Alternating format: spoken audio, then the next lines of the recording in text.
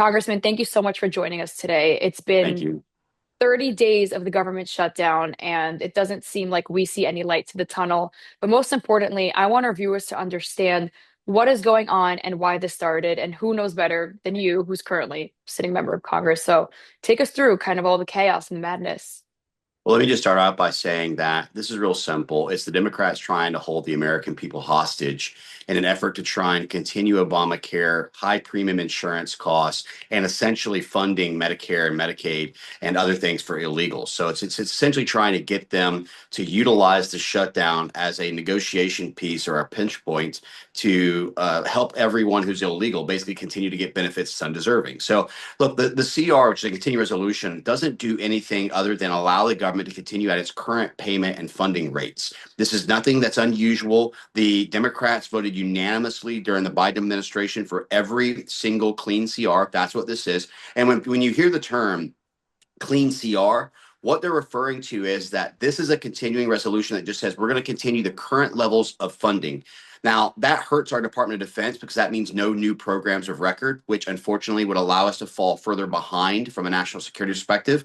But what it essentially does is with a clean CR is it means there's no policy writers. I'm not throwing in things that are a poison pill to try and get some policy or something that's actually being changed in an effort to try and like fund the government. So the Democrats done this with Hakeem Jeffries. They did this under Chuck Schumer. And now they want to hold it up because they want to try and look at the fact of how do we continue to utilize benefits in an effort to solicit votes. So they want to make sure that these illegals can vote in our elections. They want to make sure these illegals are continuing to get American benefits. And so they're willing to hold the American people hostage, our federal government hostages. I mean, we had 12,000 plus flights that's been delayed or canceled because of a Hmm. shortage of air traffic controllers. You've got our military, which thank God, and I don't know who he is because he's an anonymous person, but the person who donated money to help pay our military, the 150 plus million Wow. dollars, God bless that individual I didn't even know because that the happened. president has done things that no one else could do as the negotiator in chief, the commander in chief, and truly the man who is the peacemaker in chief. That's incredible. I mean, not the shutdown part, of course, but the fact that somebody donated to keep our troops being Our paid, I military think paid. is amazing. Now, It it just doesn't gives you a little seem bit of hope like, in humanity, doesn't it? I mean, that there's really yeah, good people out there who understand the woes and the significant sacrifices that our men and women in uniform make every single day for this great nation. But we have to think about our veterans as well. Look, we have to prioritize our military veterans over criminal migrants who are violating our sovereignty. And so we have to look at everything from what is best for the American people. And that's what the America First agenda is about. But again, the Democrats, they're holding us hostage, Emily. You had Chuck Schumer who said, with every day that goes by, our negotiation gets better. You had other hmm, Democrat senators who said that I understand this is going to be a painful point for the American people, but it's going to help us in the end. I mean, this is their mindset. You got John Fetterman and others who realize the ridiculousness of this. hmm. And if they truly wanted Obamacare to be expanded out, why didn't they do it when they passed it? Because they had the House, the Senate, and the presidency when Obamacare was passed, but they Yep. couldn't even get Democrats to sign up for it to be at an endless state, which is why it had a sunset period. So the Democrats are really just honestly holding the American people hostage.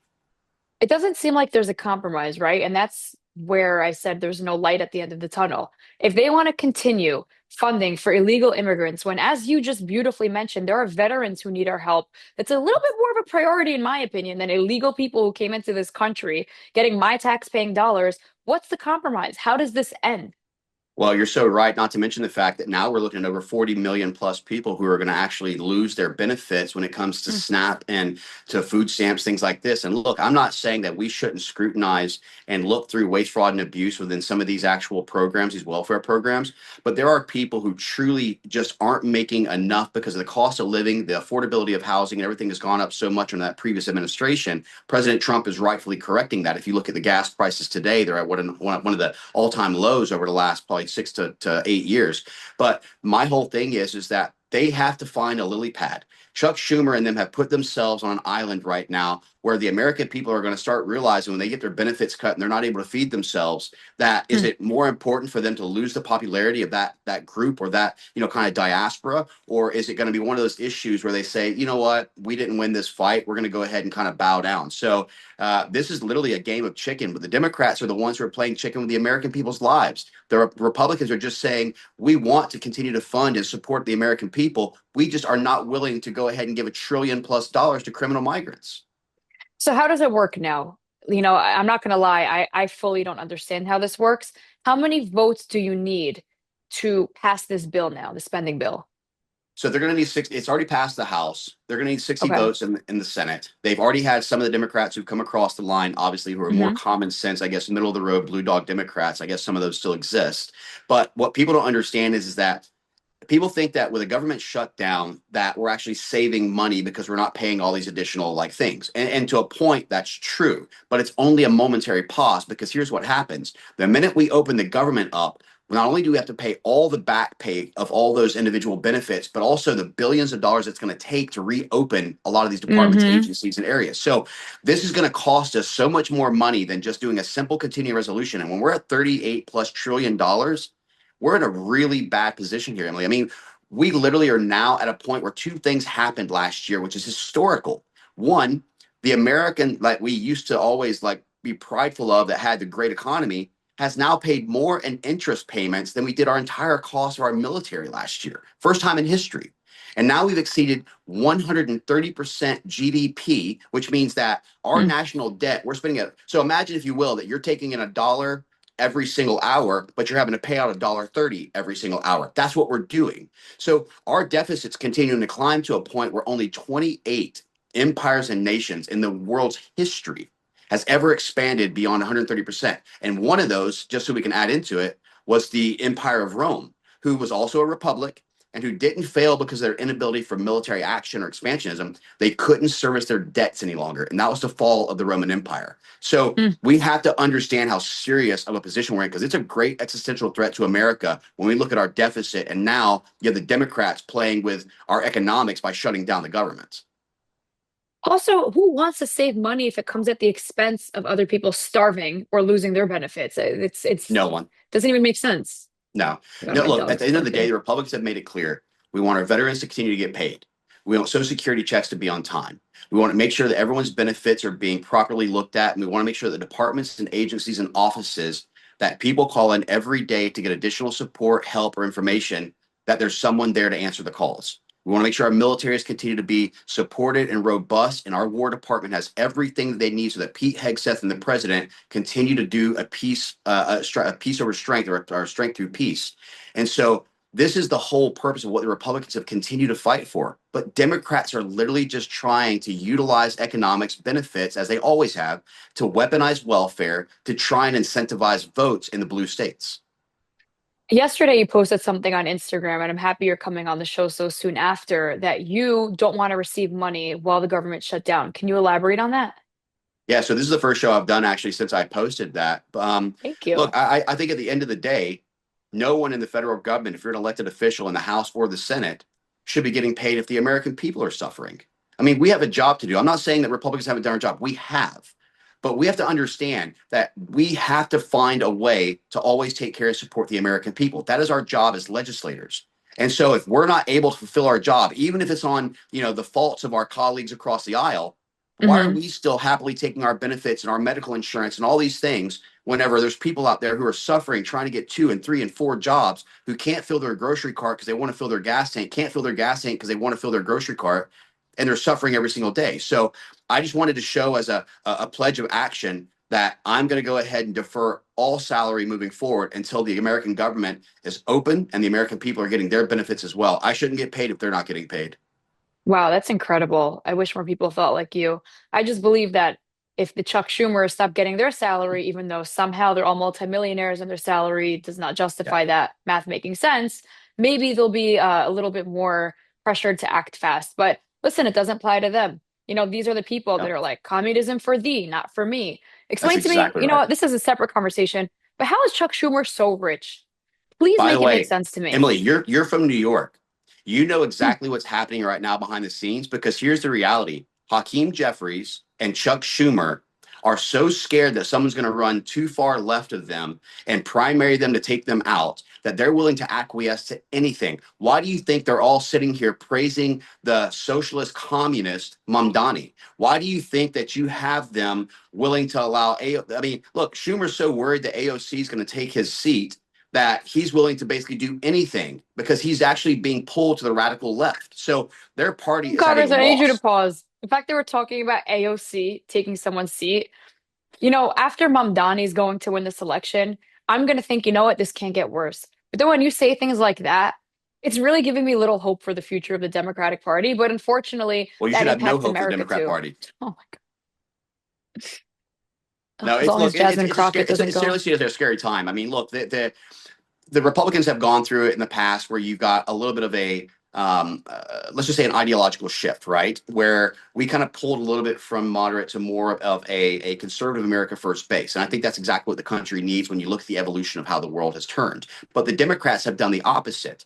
They would rather go ahead and run to the radical left and the No Kings protesters and the Hmm. Antifas of the world. They would rather, caught or, kind of like just acquiesce, if they will, to anyone who has some radicalized idea. Look, let me just tell you what also is happening during this government shutdown, only because this is another big piece for it.